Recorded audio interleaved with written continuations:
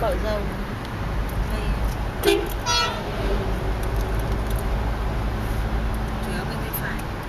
Nó chỉ có tay phải thôi. Bên trái này thì trông hơi bị tương phản đối lập. Trái là bên đồi.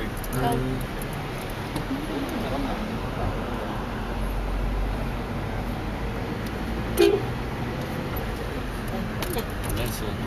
Đi nhỉ?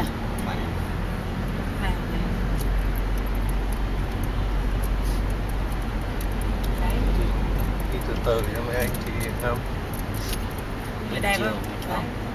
Quay đây. Mỗi cái một kiểu chứ không có trùng kiến trúc. Đấy.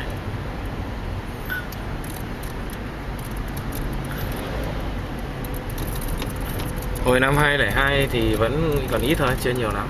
Dạ. Nhanh.